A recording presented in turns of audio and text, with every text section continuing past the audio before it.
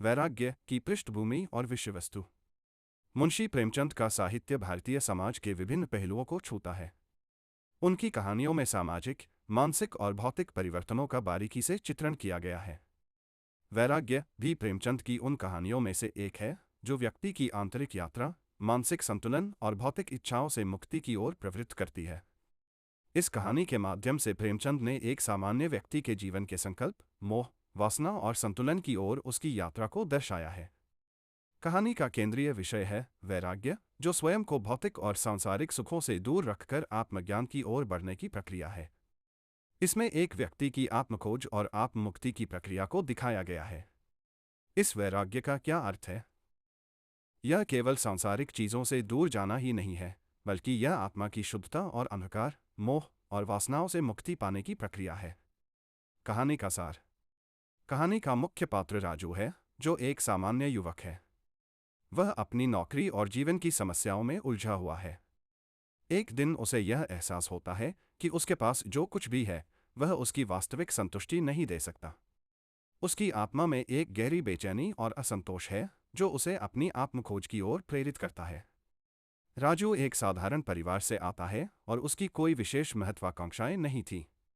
लेकिन जैसे जैसे वह बड़ा होता है, उसे यह समझ में आता है कि समाज की दृष्टि में सफलता का मतलब भौतिक सुख सुविधाएं और मान प्रतिष्ठा है। राजू ने भी यही सोच लिया था कि जीवन में सुख पाने के लिए उसे अच्छे पैसे कमाने होंगे, अच्छे कपड़े पहनने होंगे, अच्छा घर बनाना होगा और समाज में प्रतिष्ठित स्थान हासिल करना होगा। वह अपने जीवन में भौतिक सुखों के पीछे दौड़ता है, लेकिन यह दौड़ उसे अंदर से खाली और असंतुष्ट बनाती है। उसके पास सारी सुविधाएं हैं, लेकिन वह मानसिक शांति और आत्मिक संतुष्टि से दूर है।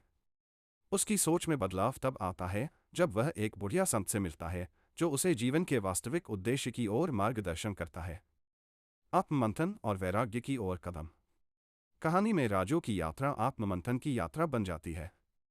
वह अपनी इच्छाओं और वासनाओं के पीछे दौड़ने के बजाय अपने भीतर झांकता है।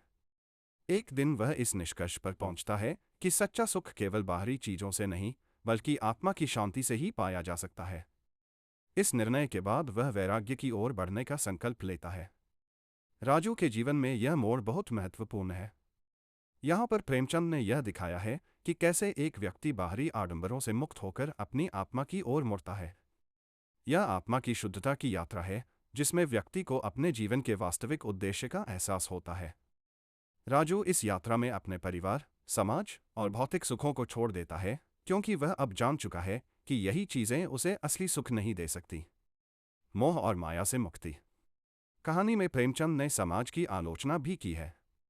उन्होंने यह दर्शाया है कि समाज में ऐसे ढेरों मानक हैं जो लोगों को भौतिक सुखों के पीछे दौड़ने के लिए मजबूर करते हैं। यह मानक हर व्यक्ति से कहता है कि उसके जीवन का उद्देश्य केवल पैसे कमाना और प्रतिष्ठा प्राप्त करना है। लेकिन राजू ने इन मानकों को तोड़ दिया और अपनी आत्मा की ओर रुख किया। वैराग्य की ओर राजू की यात्रा समाज के सामूहिक दबावों से मुक्ति की यात्रा भी है। वह समझता है कि यह सारा मोहमाया केवल भ्रम है, जो जीवन की वास्तविकता को छुपाता है। जब वह अपने आत्मज्ञान की ओर बढ़ता है, तो वह समाज की सारी बनावटों और बुराइयों को नकारता है।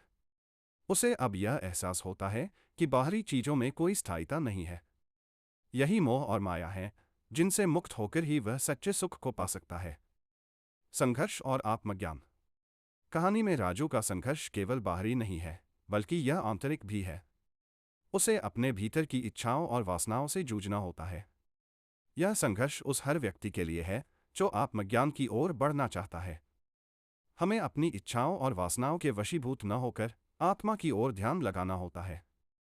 प्रेमचंद ने इस कहानी के माध्यम से यह सिखाया है कि एक व्यक्ति का असली दुश्मन उसकी अपनी इच्छाएं और वासनाएं होती हैं। हमें अपने भीतर की शांति और संतुष्टि के लिए आत्मज्ञान की ओर बढ़ना चाहिए। राजू का संघर्ष इसी आत्मज्ञान के लिए है, जो उसे भौतिक और मानसिक शांति दिलाएगा। अंत। वैराग्य की प्राप्ति। कहानी का अंत इस बात को दर्शाता है कि राजू अपने संघर्ष के बाद वैराग्य की ओर बढ़ने में सफल होता है। वह आत्मज्ञान प्राप्त करता है और भौतिक वस्तुओं से मुक्त हो जाता है। अब वह समाज की मान्यताओं, सुखों और दुखों से ऊपर उठ चुका है। उसकी आत्मा शांत हो गई है और वह जीवन के वास्तविक उद्देश्य को समझ चुका है। इस तरह वैराग्य कहानी एक गहरी सोच और जीवन के वास्तविक उद्देश्य की ओर मार्गदर्शन देने वाली कहानी बन जाती है। यह कहानी हमें यह सिखाती है कि जीवन में असली सुख और शांति बाहरी चीज़ों से नहीं, बल्कि आत्मज्ञान और आंतरिक शांति से ही मिलती है।